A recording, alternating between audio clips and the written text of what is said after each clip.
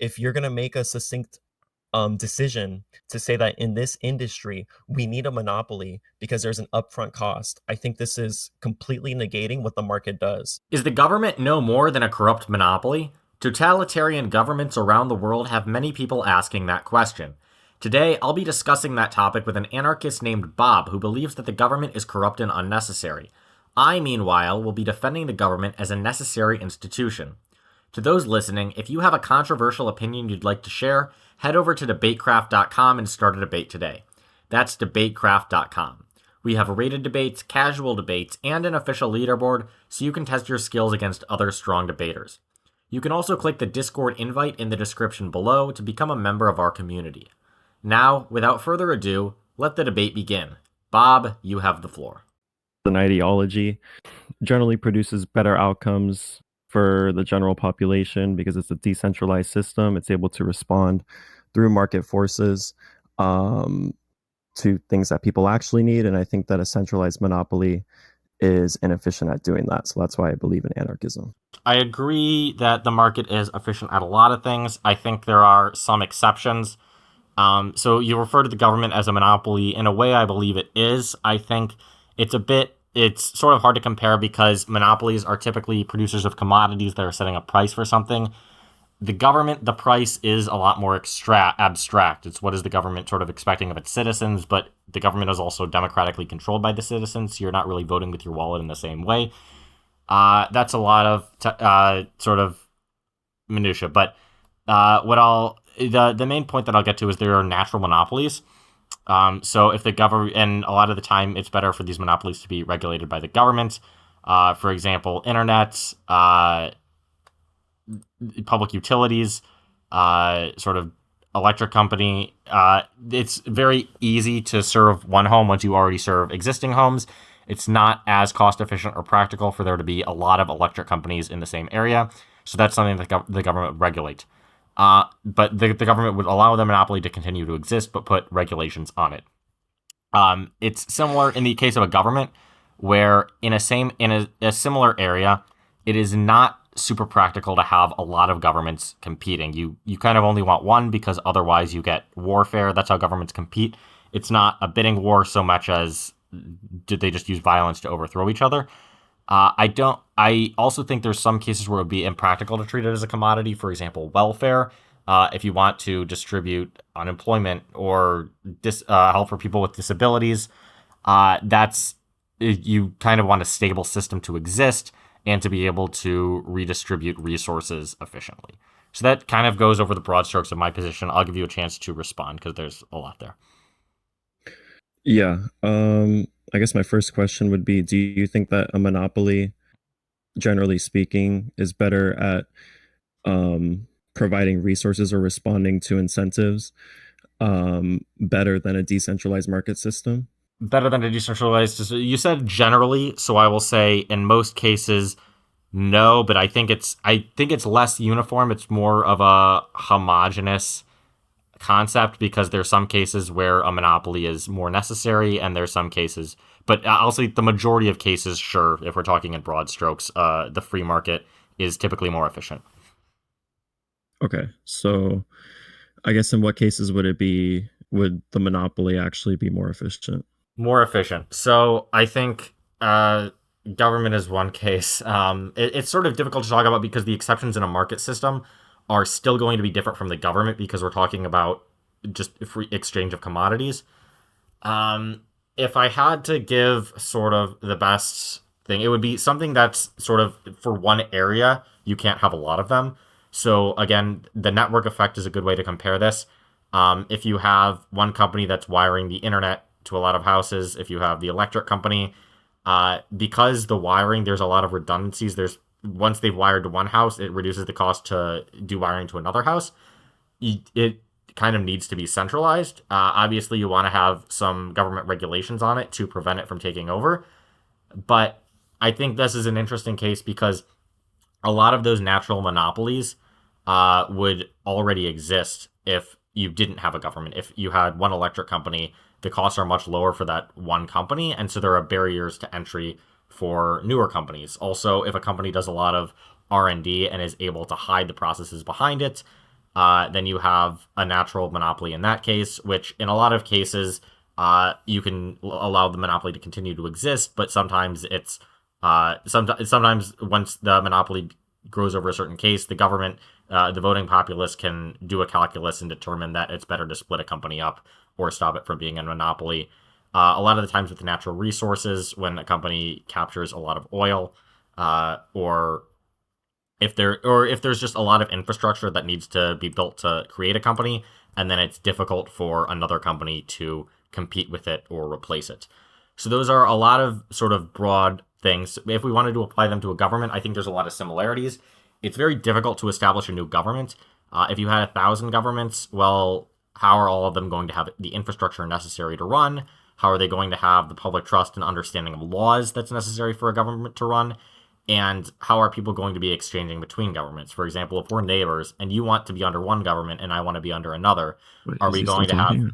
Oh, yeah, sorry, I'm going kind of long, but I'll let you respond to all of this.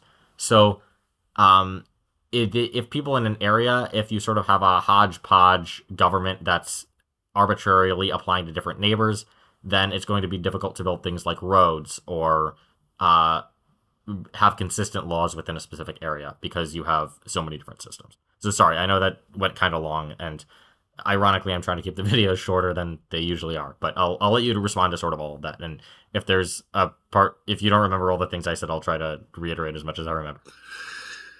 Yeah. So let's talk about your ISP's point. So Yep. I'm really trying to wrap my head around this. So like so I guess like what's the succinct like reason as to why because in the current world that we live in, right? When Yeah. ISPs are providing services to specific neighborhoods, um they're subject to what the government grants, Yep. right? So like the government will tell one specific company or maybe two specific companies that they are the only ones that are allowed in a specific area to Yep. basically operate.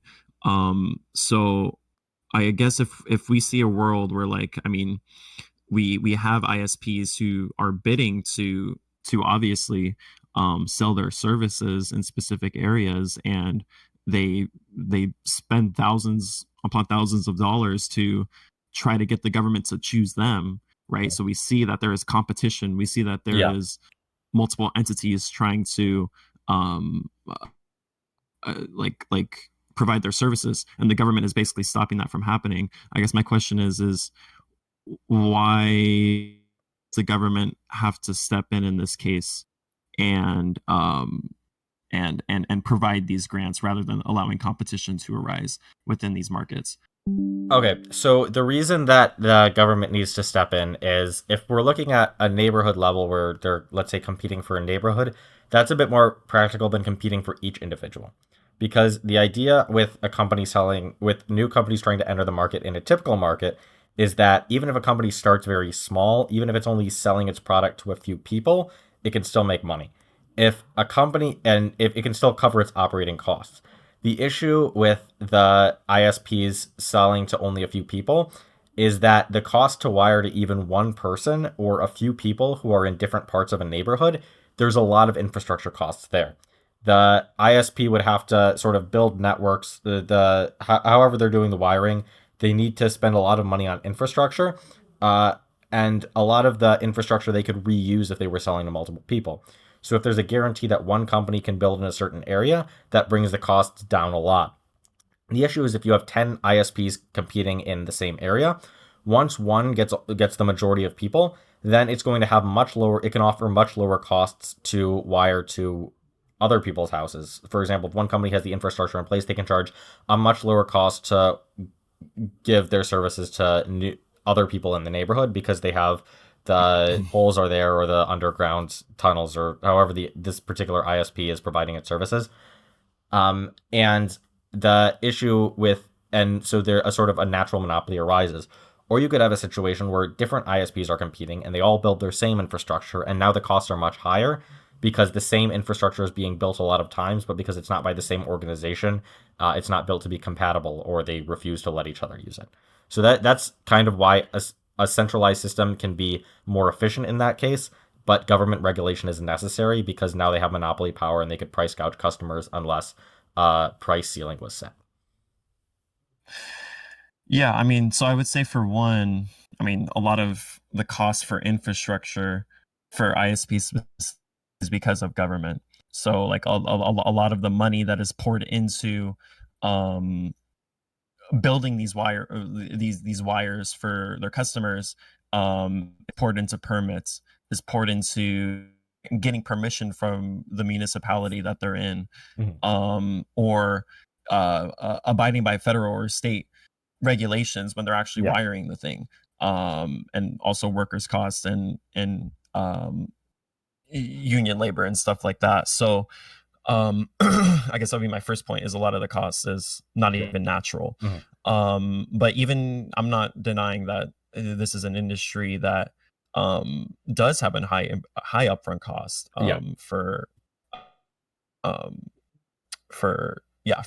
this industry. But I would say um, this doesn't lend credence to a monopoly, because you would have to say this for all industries that have high upfront costs. So is your argument that every single industry that has a high upfront cost um, can only be ran by a state monopoly or be heavily regulated, or like where is that line? Because a lot of these other have high upfront, even in our very unregulated, or even in our regulated economy like America is, Yeah. there's still competition within these industries. So like what's your argument in comparison to those, or like what's the difference? What's the difference? So I guess the what's high upfront cost is going to kind of compare to what the it's really the what's the cost to serve, I don't know, 10 customers compared to the profit you're going to get from the 10 customers. I guess we can talk about we can jump from industry to industry and talk about, in theory, the upfront cost would be lower. But I think that for a lot of the things the government does, it's, I think, a lot more clear that there are high upfront costs. So even if we were to say, for the sake of argument, let's say that ISPs could be run without a monopoly. If you have something more costly like public transportation or even roads, how do you see sort of competition taking over that market? I mean, I kind of want to stick to the point of the ISPs. okay, I sure, think we can stick to that we're as treading more ground on, okay. because I also have another point, which is that even if you were to argue Mhm. that wiring has a high upfront cost, even Yeah, in our regulated economy, all of these ISP companies have created alternatives. So we have innovated, right? So we yeah, have things like Starlink, hmm, things like AT&T yeah, uses internet directly from their towers, so they yeah, don't even have to do any wiring at that point inside neighborhoods. So we already have alternatives in today's world, where we could ISPs could, in an actual free market, curb that cost. yeah. So that's why I'm saying, like, if you're gonna make a succinct decision to say that in this industry we need a monopoly because there's an upfront cost, I think this is completely negating what the market does. So the market provides what it already has. It has provided alternatives that can Yeah. curb the cost and make it cheaper, and the ISPs. So we have that. But even if we were to ignore that, Mhm. right? I don't see the rational justification to say um that even though it's a higher infrastructure cost when you're going within this industry, that the market just will fail to do it, or that because we've seen countless times in other industries like airlines or railroads, like things with high infrastructure costs and high infrastructure, um the market still provides um money to it, right? There's still a demand for it. So money is poured into these things. So I guess I'm just wondering, like, with all of that, like, what is specifically looking at ISPs, what is the justification here with all of this? Granted, we see alternatives, we Mhm. see that even without the alternatives the market can provide it. What is the justification here? Okay, so the idea, I grant that these alternatives exist. Just in a lot of cases, the I mean, clearly they haven't captured all of the market, and that may be the case that companies are making the wiring feasible. But my point is, I guess my point is, first of all, I was kind of trying to make sort of an analogy for government because you brought up the point about monopolies. Second, I think that there was for a long time a time period where until the alternatives exist, then you have the monopolies that exist. I think you want to go more into why are the upfront costs as high as they are. You brought up permits. I would dispute that all the permits are necessarily bad. I think that permits could be necessary to guarantee, because of information asymmetry, that the company is operating safely and that it's not, I don't know, taking up space that could be used for some other public good, and that it's not creating negative externalities. So I guess we could go into the permits. Let's say that a lot of these permits were unnecessary, and we eliminated a lot of them. I would say that upfront costs maybe wouldn't stop certain innovative companies from competing with existing companies. Certainly, we have a lot of examples of newer company beats the existing Goliath through some new product or innovation. But I do think that the upfront costs make it difficult for these new companies to take over, and particularly with a location-based monopoly, that becomes very difficult. I think the difference with other companies with higher upfront costs, first, I would say that the higher upfront costs only become difficult if you can't recoup the cost from just a few customers. A lot of companies that seem to have high upfront costs could be built on a smaller scale and just serve a few customers, but that's not really the case with very location where with cases that are much where companies that are much more efficient serving an entire neighborhood than serving a single individual. And another thing I would say is that a lot of these other companies that seem to have free competition were monopolistic for a while until acts were passed to increase competition. So I'm sorry, I know that kind of jumped around a lot, and I hope it was responsive to some of your points. No, you're good. Yeah.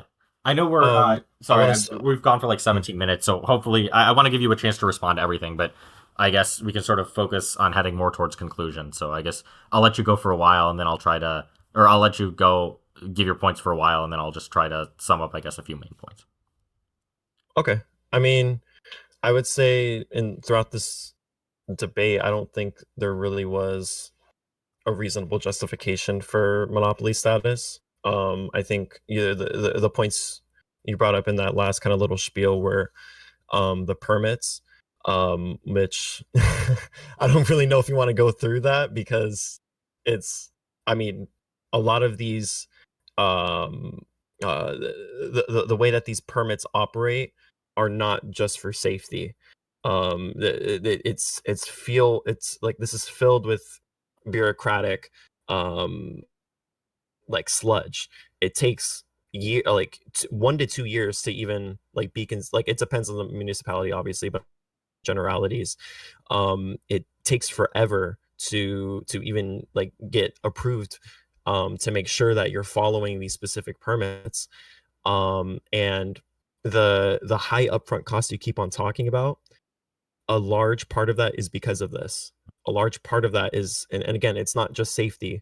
A lot of these permits are because it'll they want to make sure their neighborhood looks good, or they want to make sure it's not really like impeding like aesthetically for the neighborhood. Like, it's literally not just because like, oh, like we don't want exposed wiring to hurt anyone. That's a part of it, but a lot of it is, like, depending on the municipality, is not even related. And that's what creates the artificial barrier to entry, which stifles competition. But I guess more generally speaking, I think very generally speaking, like, to grant that these natural monopolies exist, and that, yeah, like you've kept on saying, that there are certain industries, or there are certain places in the economy where the cost outweighs the potential profit. I think, one, this completely underrates the market. We've seen the market time and time again, even through these regulations, able to respond effectively. We see, and the proof of this is even with ISP specifically that we've been talking about. There are many ISPs that attempt to make these innovations, like Starlink, like AT&T with their towers. providing internet for people.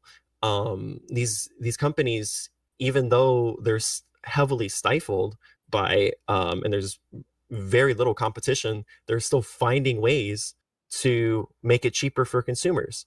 So imagine the world where they are not there's no wall into this market, and we have smaller guys that are able to provide services. It's going to look a lot better than what we have now. So I guess the crux of my argument when it comes to anarchism is anarchism, generally speaking, is a system where it is decentralized, right? So a lot of the market signals can be responded to effectively. We can go into public choice theory and the reason why a monopolized single authority system is inefficient, but also really bad at what it does. And there's a lot of empirical and theoretical arguments for this that we're probably not going to get into for today, unfortunately. But in a general speaking way, the reason that anarchism is the more preferable system in comparison to a monopolized system, reason in any industry, a monopoly is inherently going to be less efficient than a market system. It is very similar reasons. So I think with this very specific example that we went down with ISPs, I've proved my point on that. That these right-of-way permits unfortunately stifles competition, and these big corporations are pretty much able to rule over specific areas like AT&T. And we unfortunately live in a world where we cannot see the fruits of what decentralized systems provide us. Okay, so yeah, I think it's good that we kind of focused on the monopoly aspect because I have had a more general anarchy debate before. But just focusing on the more monopoly aspect, I think there's two questions that are sort of underpin this debate, and that's, is government intervention good in ISPs, which I guess may or may not be a monopoly as the subject of this debate, and is government more broadly, does it act as a negative monopoly towards the public? And towards ISPs, I think we've seen a lot of examples where government intervention could be negative. You can have corruption where permits are bad, but I think that a good government should sort of pick and choose what it regulates. It should not, if there are new innovative companies coming up with new ways to provide internet service, we should have fewer barriers for that.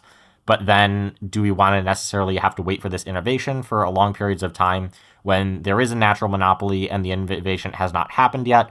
I think it can be reasonable for the government to intervene and try to make that more efficient. Obviously, I think I agree that these permits should not be more than are necessary. That's why I think that in a democratic system, I think that individuals, because they can sort of vote in their interest and hopefully have an educated populace, that they can sort of balance this needs between the needs of companies to be efficient and the needs of the communities to have some bargaining power between these companies. So that's why I think the government is a good balance between these, so long as it is controlled by the public in general. And second, the company of, does the government act like a monopoly? I think not only are we seeing a lot of the similarities between these natural monopolies and the existence of a state, but we even see, I think there's even more input costs and more difficulties in creating a new state, an entire system of government, and there's even more inefficiencies in having different states competing in the same area. So for those reasons, I believe that even if the government is in some way similar to a monopoly, the existence of this government is justified. We hope you enjoyed this DebateCraft Politics discussion. Make sure to comment below with who you think won and what topics you'd like to see discussed next. And if you have a controversial opinion you'd like to share, head over to DebateCraft.com and start a debate today. That's DebateCraft.com. We have rated debates, casual debates, and an official leaderboard, so you can test your skills against other strong debaters. You can also click the Discord invite in the description to become a member of our community. As always, thanks for watching.